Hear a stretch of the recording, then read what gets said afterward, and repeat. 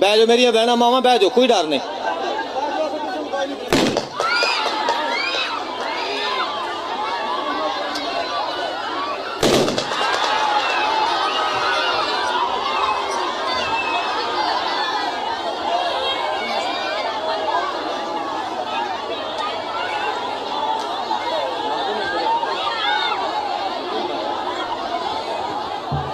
اب تک یہ ویڈیو پہنچ چکی ہوگی ڈب کلام میں جو دوران مجلس بندے کو قتل کیا گیا ہے فائر مارے گئے ہیں مارنے والے بھی شیعہ ہیں اور قتل ہونے والا بھی شیعہ ہے مجلس میں جو شہید ہو گئے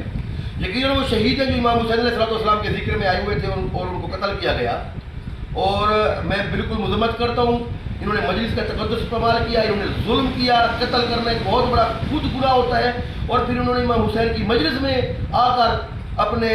انتقام کا بدلہ لیا ہے حالانکہ یہ بندہ خود اس گناہ میں ملوث نہیں تھا جس کا ان سے بدلہ لیا گیا ان کے والد اور والدہ کو مارا گیا تھا تو بدلہ اس سے لیا گیا اگر آپ نے بدلہ لینا بھی تھا آپ عدالتوں میں جاتے لینا بھی تھا گلی کوچے محلوں میں آپ بدلہ لے سکتے تھے آپ نے امام حسین علیہ السلام کی مجلس کو جگہ کو نشانہ بنایا آپ نے اس کا تقدس پامال کیا آپ شیعہ کہلانے کے حقدار بھی نہیں آپ نے بہت بڑا ظلم کیا ہم اس کی مذمت کرتے ہیں جیسے ہی ویڈیو مجھ تک پہنچی ہے یہ بہت بڑا ظلم ہے یہ معرفت کی کمی ہے یہ جہالت ہے اپنے آپ کو شیعہ بھی کہلاتے ہیں اور مجلس میں جا کے کسی عزادار پر ظلم بھی کرتے ہیں یہ تو بہت بڑا ظلم ہے بہت بڑا ظلم ہے وہ امام حسین کا ذکر سن رہا ہے امام حسین کو رو رہا ہے اور آپ نے وہاں پہ جا کے خیر کر دیا اور اس کو قتل کر دیا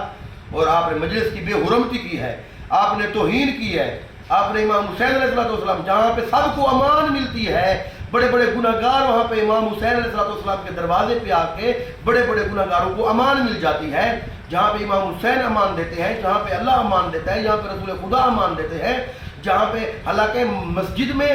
مشرک نہیں جا سکتے مسجد میں ہندو نہیں جا سکتے یہ امام حسین کا دروازہ ہے یہاں پہ گناہ گار بھی آ سکتے ہیں کافر بھی آ سکتے ہیں مشرک بھی آ سکتے ہیں ہندو بھی آ سکتے ہیں امام حسین کا دروازہ کسی پر بند نہیں کیا گیا امام حسین کے دروازے پہ آ کے سب کو ہدایت کی رہنمائی ملتی ہے پتہ نہیں آپ کیسے لوگ ہیں آپ نے جا کے دوران مجلس چل رہی اور آپ نے قتل کر دیا